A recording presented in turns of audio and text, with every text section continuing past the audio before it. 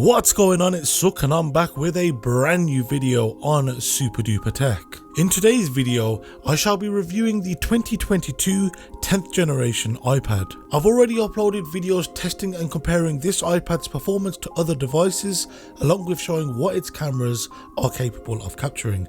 These videos will be linked down below in this video's description. Also, we are on the road to 5,000 subscribers, so if you are new around here, then I must ask you to hit the subscribe button, clicking the bell icon to be notified when any of my future videos go live. But without any further ado, let's hit the titles.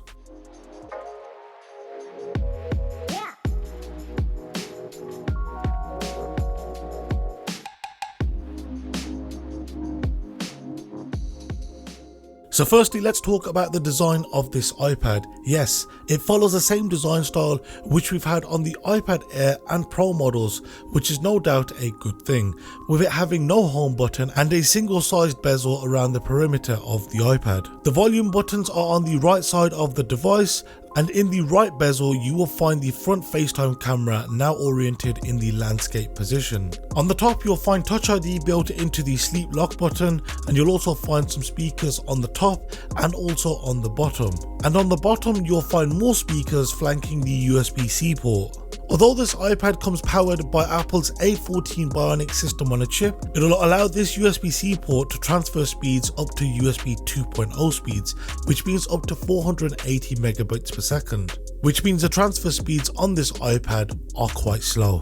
As I mentioned, the design of this iPad is in line with the other iPad models, which I'm all for.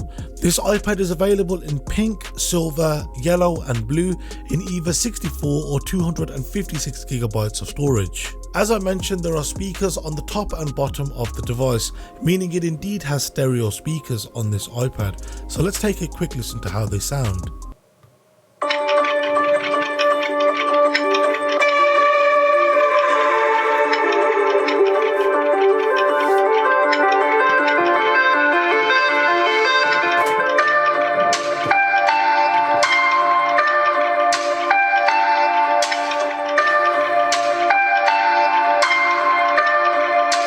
The display on this iPad, whilst is new, it is not laminated to the glass, so there remains an air gap between the two. I hope to see a laminated display on the 11th generation model. It measures 10.9 inches diagonally and has a resolution of 2360 by 1640, meaning it has a Retina class pixel density of 264 pixels per inch. It also has a maximum brightness of 500 nits. It's an IPS LED display and not an OLED, meaning the blacks are not a pure black and remain a slightly washed out colour. I also noticed that there wasn't much in terms of backlight bleed, so when it comes to watching and consuming content, the iPad is still very good. It's not as good as an iPad Pro, but it's still very good. This iPad comes equipped with Apple's A14 Bionic, meaning it has a 6-core CPU along with a 4-core GPU, which means it's more than capable of running iPad OS, although you won't be getting some features like Stage Manager, as these are reserved for those higher spec models which come equipped with the M1 and M2 chip. Playing games on this iPad is extremely enjoyable, and unlike the smaller display found in the iPad mini, this display size feels just about right and provides a good portable gaming experience. I would love for a higher refresh rate like the iPad Pro models, but that's a feature which will remain on the Pro models for quite some time, so I'd be more than happy seeing the display laminated to the glass. When it comes to prolonged gaming sessions, I have noticed that this iPad drops its battery quite fast. Maybe it's because it's based on older technology, but I have noticed that this iPad's battery drains significantly faster when compared to even the iPad Pro. Like the iPad Air, this 10th generation iPad has a 12 megapixel rear camera with an aperture of f1.8, which is decent. It's capable of recording 4K video, which produces some good stills and video footage in favourable lighting conditions. But as soon as the light starts to disappear, you really don't want to be using this camera, as it produces a lot of noise and the images look quite grainy. The rear camera does not have a flash paired with it, which is a little weird, as we see both iPad Pros and the iPad mini models come with one. And it certainly would help in some situations where the light is non-existent. The front camera supports Apple's center stage feature for FaceTime and other video calls, which is great, meaning this front camera has a 122-degree field of view and crops it in to follow subjects around during these video calls. This camera, however, has an aperture of f2.4, which, as you can see, when there is little to no light, to say it struggles is an understatement, which I find quite disappointing. But if I had to choose between losing center stage, I would rather have it. It's quite rare to find someone taking selfies with an iPad, but FaceTime calls is something I find myself doing on all iPads for that matter. So I've already uploaded a video showcasing some of the images and video footage that I've taken from this iPad, and you'll be able to click the card in the top right corner, and you'll also find it linked down below in this video's description. So if you want to go and check out what this iPad is actually capable of doing, then go and check out that video. So this iPad supports the Wi-Fi 6 standard and not the newer Wi-Fi 6E standard, which is a little disappointing.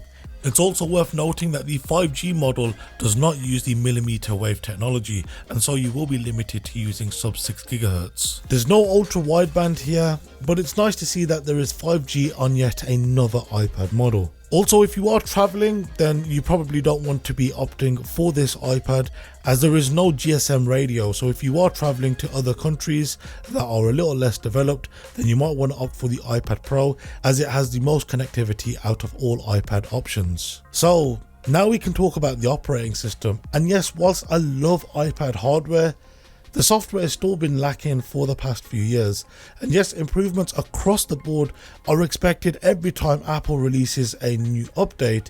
It should never go backwards, but fundamentally it feels like it doesn't matter which iPad you pick up, if that being the entry model or the Pro models, that the software experience is relatively the same, which is great in many ways. But it doesn't matter if you have the iPad that has a desktop class chip powering it or an iPhone chip from a few years ago, the experience is pretty much identical. That is, unless you really need to use Stage Manager, Final Cut Pro, Logic, but for the most part, if you specifically need to use those features or softwares, you're probably going to be needing a Mac. And if you're toying up between the iPad Air and this 10th generation iPad, I would still probably pick the iPad Air strictly just because the display is laminated to the glass, because it just makes the screen look so much more vibrant and you don't have that many reflections when you're out and about or if you're using it next to a light source. And to be honest, it probably helps the fact that the iPad Air has an anti-reflective coating and the 10th generation doesn't, and that the iPad Air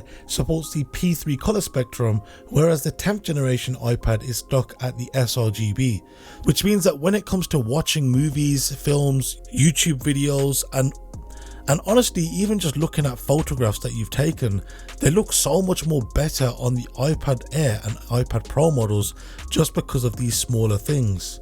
Not to mention that you also get the M1 chip included, which is still an incredibly capable chip that's running a mobile based operating system. And now that 2023 is coming to a close and we've not had any new iPad models, it's quite hard to recommend any of them, as I'm sure there's updates pretty much around the corner early next year.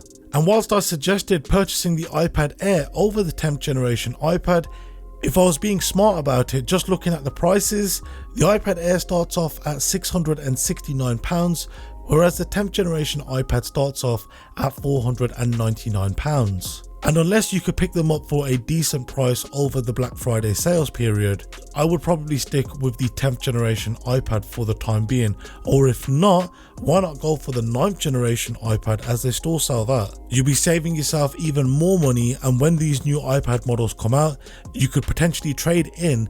You could purchase a newer model without your current model depreciating as much.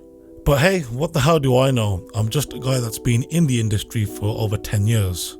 So that'll be it for today's video. If you are new around here and want to be one of the first 5,000 people, then be sure to subscribe, clicking the bell icon to be notified of when a new video goes live. Of course, if you have got any questions with anything you've seen in this video, then be sure to leave them down below in the comment section, or alternatively you can hit me up on my social media, links to which can be found down below in this video's description. Once again, thank you very much for watching, and I'll see you next time.